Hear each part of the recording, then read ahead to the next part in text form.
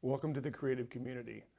I'm your host, David Starkey, and my guest this time is memoirist, poet, and author, Diana Raab. Diana, welcome.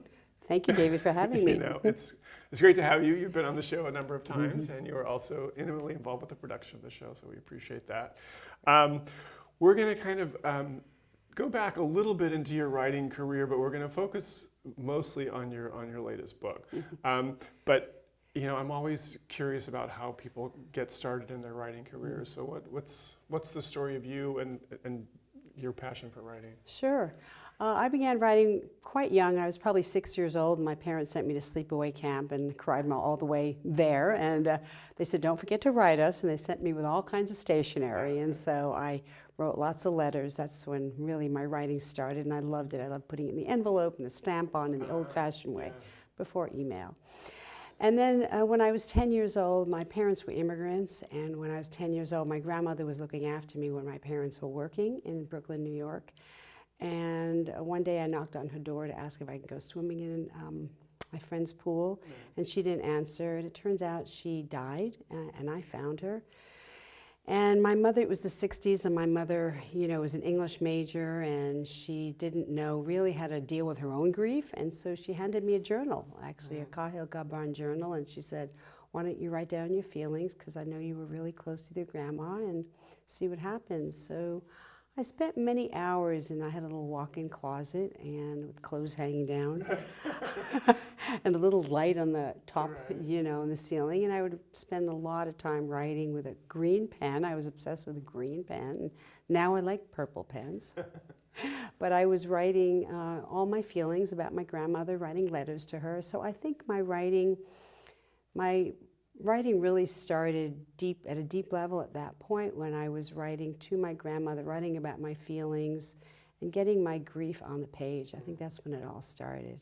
It's interesting the way you describe writing as such a physical process, you know, the envelope, licking the envelopes and the green pen. I mean, it's not the sort of typing on a computer that we associate with nowadays.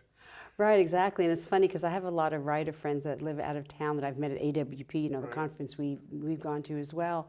And sometimes we started to say, let's do a pen pal thing. Let's kind of write letters to each other the old-fashioned way. There's something very, very pleasing about, not only does it slow you down and keep you in the moment, but it's kind of nostalgic, you know, writing in that way.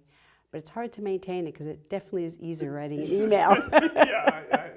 And then going to the post office, getting stamps. Twice and it never panned out. But I do send greeting cards in the mail. I still send old-fashioned birthday cards, which is harder and harder to find. I mean, all the card stores have gone out of business. Yeah. You know. But I mean, I think people really appreciate a handwritten letter, you know, it's, or a card. I mean, it means a lot. Sure. Yeah. Can we hear a little bit from your Sure. first book, Regina's Closet? Absolutely, yes. Regina's Closet was written, Regina's Closet, Finding My Grandmother's Secret Journal. And when I was, I would say in my 40s, my parents were moving from my childhood home, and I was helping them clean out the closet where my grandmother had passed, or the room that she had passed. And in the closet, I found her journal, which was a retrospective journal of growing up as an orphan in World War I. And that became actually part of my MFA thesis. And this actually was my MFA thesis. I translated part of the journal, and I made this book about my relationship with my grandmother, and I do have excerpts of the journal in it. So I'm going to read a section, the first chapter, which is takes place in September 1964. I was 10 years old the morning I found my grandmother dead.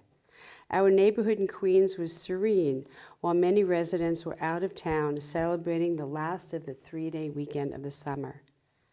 My mother and father were not home, and my grandfather was visiting his sister Ruja in Paris. I knocked on Grandma's bedroom door. She didn't answer. I cracked the door open and got a whiff of her perfume, Soir de Paris, evening in Paris. Out of the corner of my eye, I spotted the sheer white curtains swaying in front of the open window overlooking the street. The air in her room was crisp, and the night's dampness clung to the wooden floor. Grandma's bed was one of two single beds pushed close together beside the window. Grandma lay beneath her soft, checkered Scandinavian wool blanket with fringed edges. She called it the warmest blanket in the world.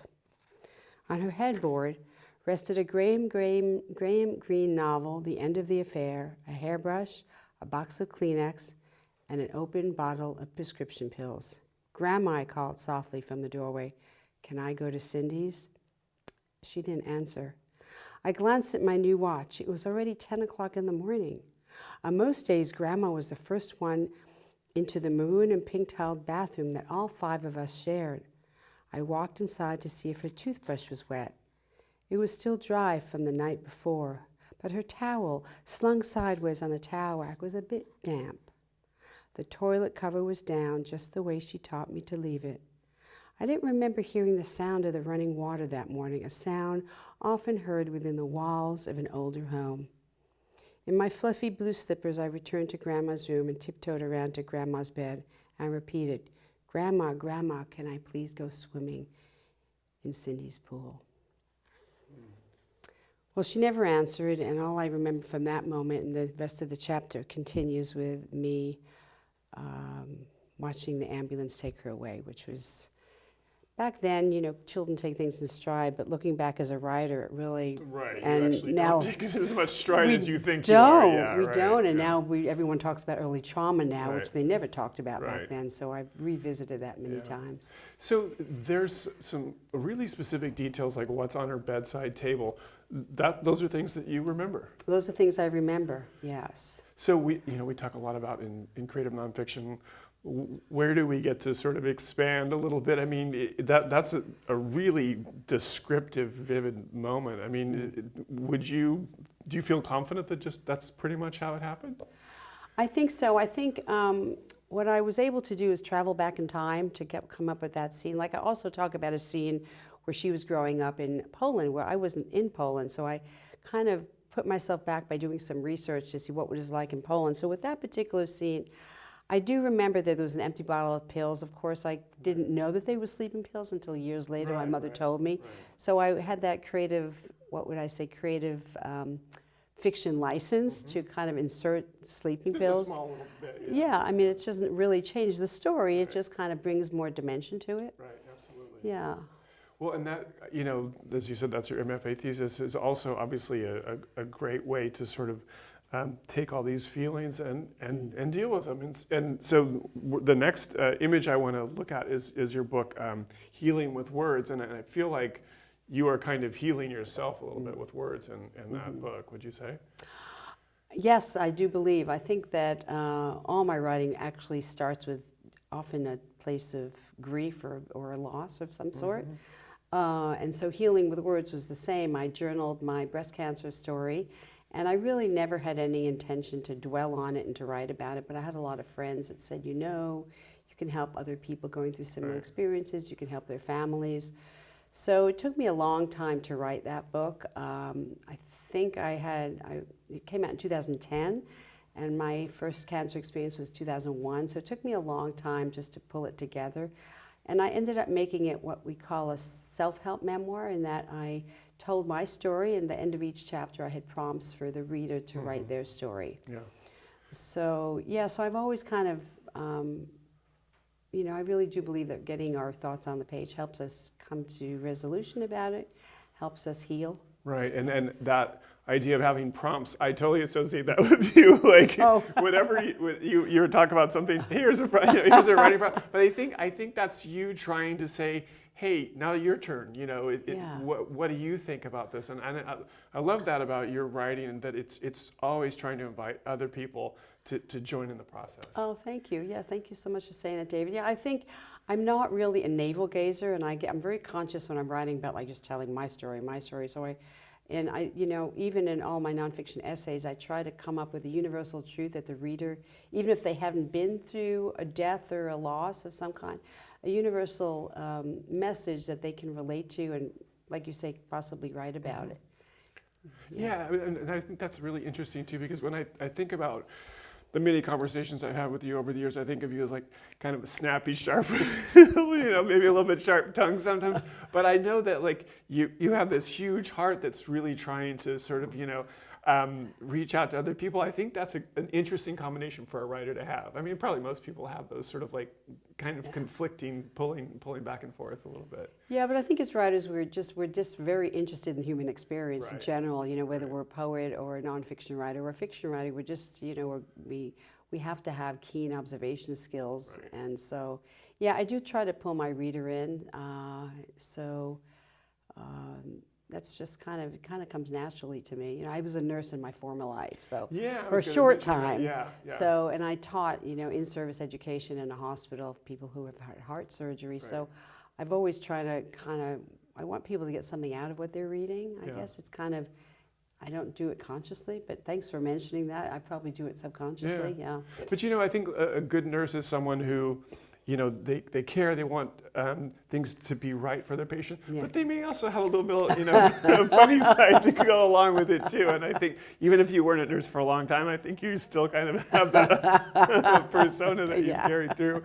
Let's look at the next image, which is Writing for Bliss. There it is. And so this is kind of a more programmatic way of approaching things. Right? This is really looking to other people to explain what things that they can do. Exactly, yes. This book was born out of, well, first of all, this is my PhD thesis. Every time I'm a two-time cancer survivor, and every time I got cancer, I went back to school. First for my MFA. That was my way of healing, MFA, and then, my doctorate, which was in transpersonal psychology, and my dissertation was the healing power of memoir writing. And so after that, I started teaching a lot of courses in memoir writing, and a lot of my students asked me, they said, I loved your course, but it's ending. Did you ever have a manual? Right. Did you ever think of writing a manual that we can refer to later on? So I really think that my students inspired Writing for Bliss, and I just came up with a manual, a 7-step plan on how to write your story, whether it's going to be through poetry or through memoir writing or essays or journaling. And I talk a lot about writing for healing. I use a lot of, and writing for transformation as well. I use a lot of anecdotes in the book as well, and I quote a lot of other writers and healers. All right, and that ties back to, we don't have an image of it, but your book about journals that you edited. Right, exactly. Yes, I edited a book. I don't think I'll ever edit a book again. You've done this a few times. It's like having 24 children. You've got to manage or them. More, yeah. Don't forget to bring your bio, and don't forget to send it by such a date. It's a lot of work, but it's rewarding. So it was called, actually I have 2 that I edited. That one was called Writers in Their Notebooks, and locals, Sue Grafton, former fiction writer, she also had a beautiful essay in there. All the writers that use journals as a way of getting towards their creative project. Yeah, and then the other one I wrote or I edited was Writers on the Edge, which is poetry and essays about writers who have dealt with addictions of various sorts. Yeah. Well, we're about halfway through the show, and I want to kind of switch gears and move back in time a little bit to your book, The Guilt Gene. Very clever title. Tell us a little bit about the book, and then maybe if you could read a poem from it. Sure. Well, The Guilt Gene, I don't know how this book came about. I just kind of pulled together a whole bunch of poems. This was I think it was my second poetry collection. It was pretty early on, back in, I don't remember what year it was. 2007 or 8 or something like that? Yeah, very early in terms of my publishing history in poetry. I mean, I wrote a lot of poetry since I was a kid, but I really didn't start publishing till later. And so, there's a big section on cherry blossoms, which I love, book tours. It's about the Holocaust. My father was a Holocaust survivor. Then I talk about moving to California, which is about the same time that I published this book. So the poem that I'd like to read is Life Handed Me a Memoir, because I always tell my students that, it's I think life is full of stories. You just have to reach out for them and look for them. And that's one of the benefits of keeping a journal, is because you take notes. That doesn't mean you have to journal. This is what I did today. My journal has ideas of poems or articles that I want to write, and then I get back to it. Because during the course of a day, most writers don't come up with all their work when they're Just sitting at the down at desk. the Right, desk, exactly. right, They yeah. carry a notebook and they just jot down. And I always used to think, oh, I'll remember that story, but you never do. Okay, so life handed me a memoir. Only a year after my father found the parakeet she wanted instead of a child, my mother gave birth to me. On Mother's Day, in the middle of last century, making me more than halfway to being an octogenarian. Now that she's almost a century old, my mother realizes that a bird couldn't care for her aged needs: nursing, bathing, meals, walking. I take flights across the country so the little woman she never wanted can embrace her. I'm really okay with all this because it's given me plenty of fodder to write about. Plus, my father is looking down at me, smiling at what a blessing Mother's Day has become. So yeah, my mother, and the next poem is Born as a Parakeet. My mother always wanted a parakeet. She didn't want children, so thus that poem. Right. Well, Yeah. I'm interested to think about, so we just switched genres, when you're thinking about what's a piece of memoir versus what's a poem, I mean, what are the sort of triggers that this is going in this direction versus this one? That's a great question as someone that writes nonfiction and Right, poetry. right. Yeah, that's a tricky one. I think, well, they both can have stories, because I've read a lot of narrative poetry. So I think I would say that a poem is more like a stoppage of time. It's like a moment, Okay. as opposed to, let's say a whole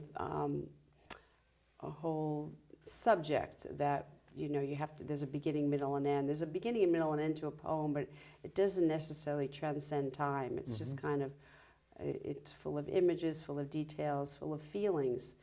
And memoir writing doesn't always include that in every section. And in poetry, of course, every word really counts, right? So you have to be really careful, Sometimes, actually, when I'm stuck, I will write if I want to write an essay, for example, I will write a poem about that subject, because it's kind of almost like an outline, and then I'll just elaborate on each line. Oh, interesting. Sometimes that helps me. Yeah. Well, and just as a little quick sidebar, I mean, you write a lot of what might be called journalism, for Psychology Today. Look at your website, you can really get into some heavy reading. Where does that all fit into this process? I have no idea.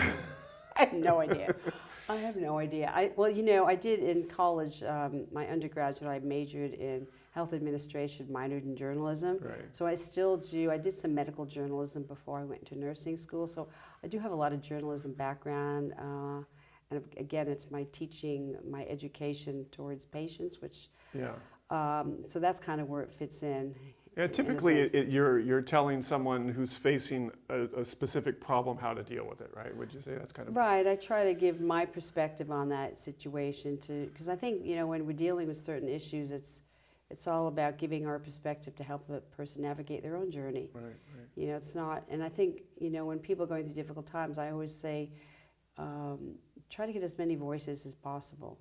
Just because, it just broadens your view of what you're going through. Sometimes it gets confusing. You have to get the right stories together, but yeah.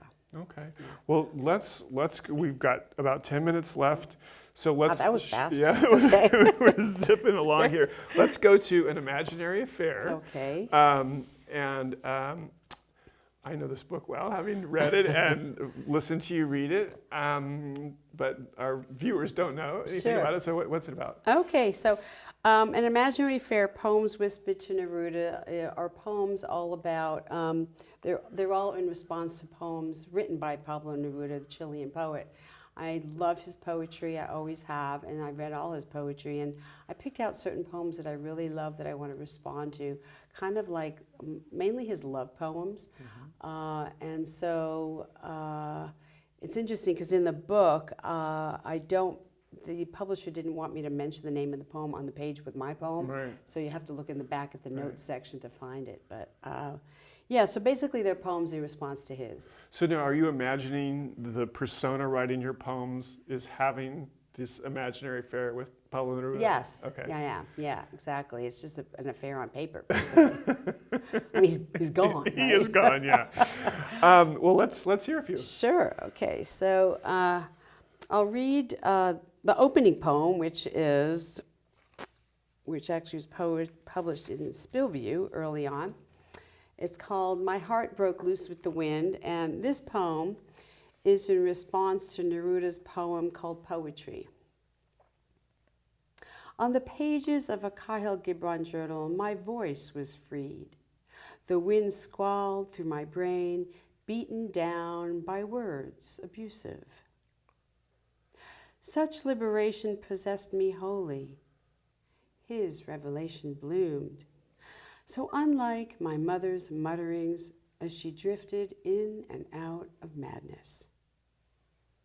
My lines at 10 engendered many other poems, holding and healing me, once so deeply shattered. Those words now yearning for the divine, just like the prophet Khalil Gibran.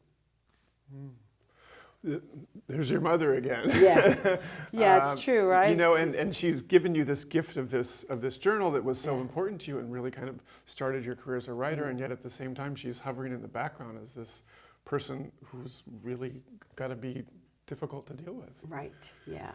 I mean, how have you done Have that? I navigated it? Yeah. A lot have of you gray know- hairs, a lot of writing, a lot of therapy. You know, I think she's certainly given me enough to write about. I think now she's 93 in an old age home, and she finally, you know, she's never complimented me in her life. But 2 weeks ago, it's amazing, she called to say, and she was so mad that I put her in this nursing home, but she's on the East Coast, I'm on the West, very hard to navigate. And she fell at home, and I had to sell her house and all that, and her horse. And she called to say, I just want you to know I love you, and I can't be mad at you anymore. I'm so sorry for everything I've done to you. So I think what I've tried to do my whole life is just rise above her pettiness and her way of just being, which was a little bit antagonistic and narcissistic.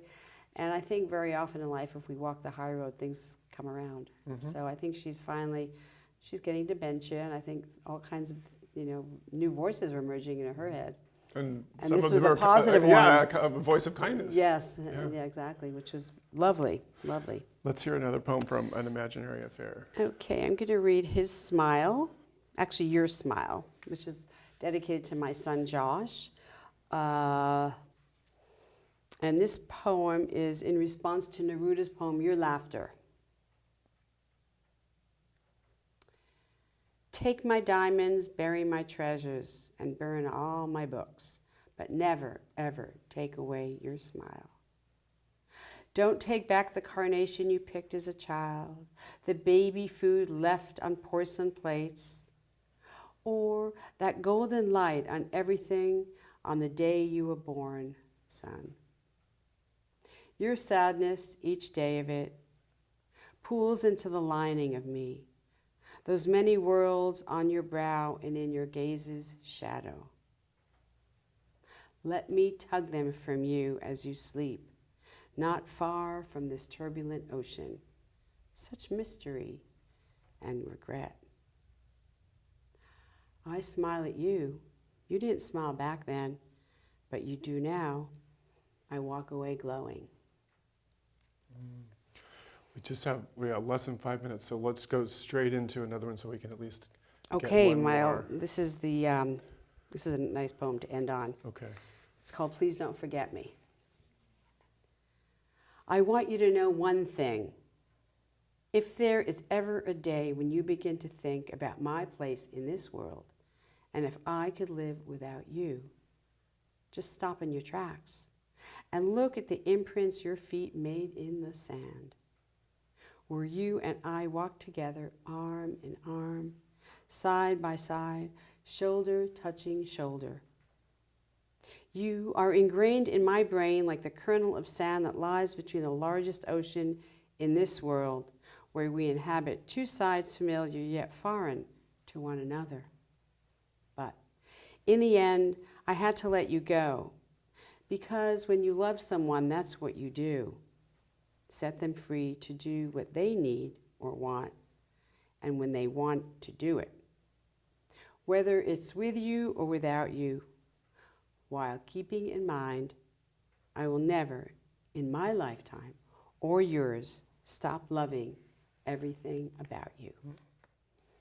So I still hear that teaching and that healing voice in there too, right? That's just part of your writing itself. Interesting. Thank you. Yeah. Yeah.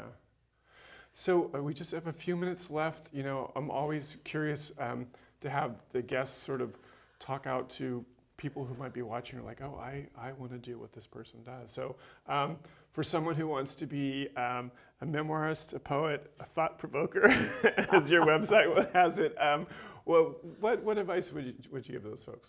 Just do it. Yeah. You know, I think a fear is the biggest showstopper, and I think a lot of people are just really afraid to write. They may have had the urge to do it, and just because you write doesn't mean you have to publish. So I just say, just sit down and write. And if you want to be a writer, you need to read a lot. So find a writer or poet that you love and just read all their work, and you might become inspired to do your own writing. When you're working with students all the time, what are some of the challenges to just doing it, as you say, that you know that they're facing? What are Fear. Fear? I think fear is the biggest one. They said, what if somebody reads this? I said, so what? Right. You know, the stories really haven't changed since the beginning of time. There's love, there's war, there's hate, there's anger. You know, it's just the times are different, and so much is much more out in the open now than it was anyway. And you know, I just say, just don't think about, just get that fear voice out of your head. I used to have a sticky on my computer saying, have no fear.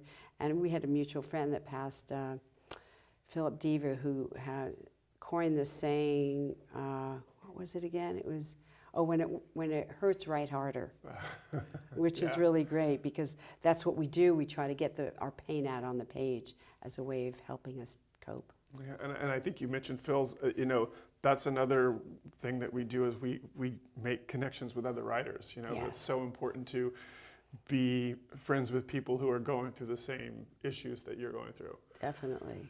So any other last thoughts for folks that are out there? You know, so don't fear, don't worry who's going to read it. Anything else?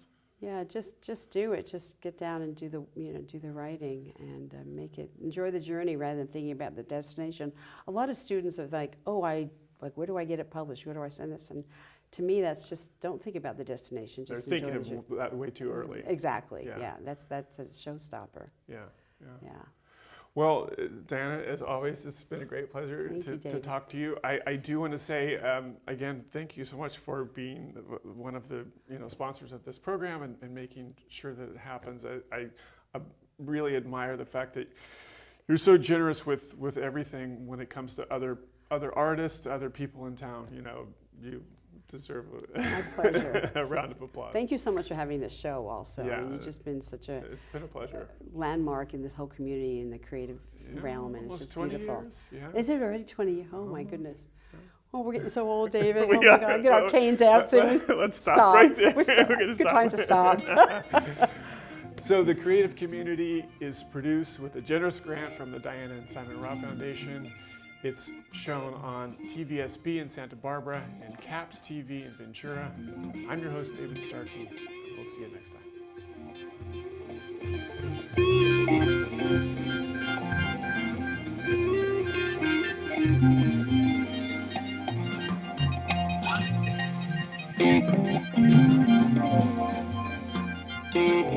time.